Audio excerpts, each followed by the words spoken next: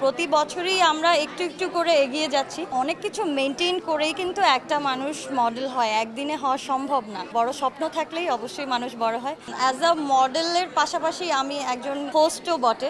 অভিনয়টা কিন্তু এত সহজ না, আর মানুষের চাহিদার কোনো শেষ নাই। যখন আপনি অপারগ বা অপারদর্শী, বাংলাদেশের ফ্যাশনটাকে একটা ইন্টারন্যাশনাল পর্যায়ে তো আমরা অলরেডি চলে গেছি, বাট কিছু যে প্রতিবন্ধকতা আমাদের কাজে রয়েছে সেটা যেন আমাদের আর ফেস করতে না হয়, অ্যান্ড আমাদেরকে যেন প্রত্যেকটা কান্ট্রিতে ভালোভাবে চিনে। তো সেই জন্য এবং বাংলাদেশের যত টপ মডেল অ্যান্ড সেলিব্রিটিস আছে তাদেরকে একত্রিত করে একই প্ল্যাটফর্মে র্যাম্প করানো, এটা কিন্তু খুবই ডিফিকাল্ট। এবং প্রতি বছরই আমরা একটু একটু করে এগিয়ে যাচ্ছি। আমরা আশাবাদী, বিগত এক যুগ বলা যায় এরকম কোনো শো হয়নি বিগত এক যুগে। This is the first time, so অনেক বেশি এক্সাইটেড। মিনিস্টার ফ্রিজ কিনুন হাম্বা জিতুন, আরও আছে আকর্ষণীয় উপহার। আমার মতে যে কোনো কাজ করতে গেলে স্ট্রাগলটা করতে হবে। ঘাম ঝরানোর ব্যাপারটা তো রয়েছেই মডেলদের ক্ষেত্রে আলাদা করে। ফিটনেস মেনটেন করতে হচ্ছে, প্রেশন মেনটেন করতে হচ্ছে, কথাবার্তা ঠিকঠাক রাখতে হচ্ছে, সেই সাথে হাঁটাটাও যেন সুন্দর হয় দেখতে হচ্ছে। অনেক কিছু মেনটেন করেই কিন্তু একটা মানুষ মডেল হয়, একদিনে হওয়া সম্ভব না। তো অফকোর্স আমরা অনেক দিন ধরে চেষ্টা করছি, আর একটা স্বপ্ন তো থাকতেই হয়। স্বপ্ন না হলে কিন্তু মানুষ কখনো বড় কিছু হতে পারে না। বড় স্বপ্ন থাকলেই অবশ্যই মানুষ বড় হয়।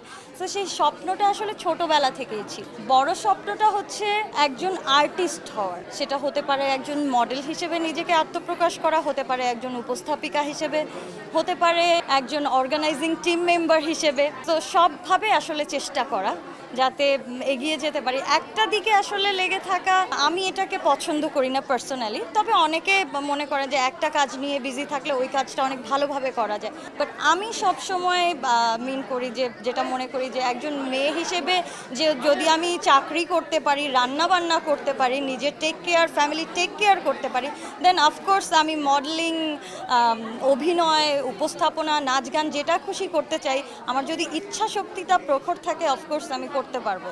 ছোটবেলার কথা থেকেই শুরু করলে হবে। আমি ছোটবেলায় টিফিনের ব্রেক, এই ধরনের যে প্রোগ্রামগুলো হতো সেগুলো সবসময় অ্যাটেন্ড করতাম। এরপরে নতুন কুড়ি, মার্কস অলরাউন্ডার, এই ধরনের যে ছোটদের প্রোগ্রামগুলো হতো সেগুলো থেকে আস্তে আস্তে কাজ করা।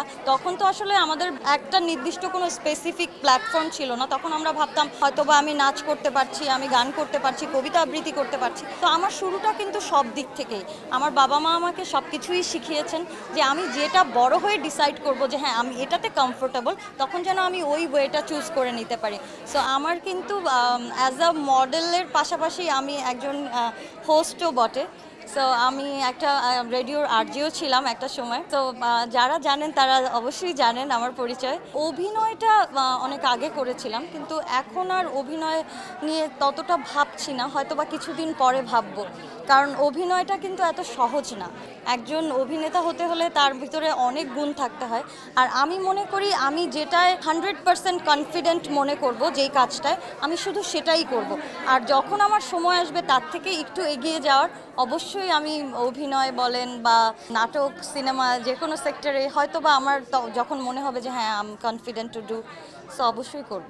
কোনো একটা সেক্টর দিয়েই কিন্তু এখন যে যুগটা চলে এসেছে, আপনি মডেলিং বাদ দেন, যদি একজন কর্পোরেট জব হোল্ডারের কথাও আমরা চিন্তা করি, তারও কিন্তু শুধু ওই জব সেক্টরের আর্নিং দিয়ে এনাফ হচ্ছে না, আর মানুষের চাহিদার কোনো শেষ নাই।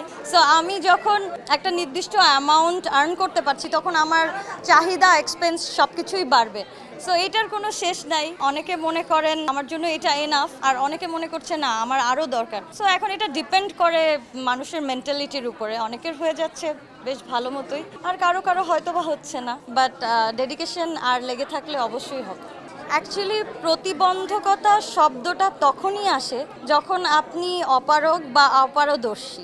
আমি যখন কোনো একটা কাজ নিজে পারি না, বাট আমি সেটা করতে যাব, তখন কিন্তু এই ধরনের প্রতিবন্ধকতা ব্যাপারটা চলে আসে। তার গুণ নেই, সো সেক্ষেত্রে কিন্তু নানান রকমের অবস্ট্যাকলস ফেস করতেই হচ্ছে। বাট যদি আমি একটা কাজে 100% পারদর্শী হই এবং আমার কনফিডেন্স থাকে, তাহলে অবশ্যই আজকে আপনি আমাকে ডিনাই করছেন, কালকে আরেকজন আমাকে নিবে তার কাজে, তো আপনার কাজ কিন্তু আটকে থাকবে না।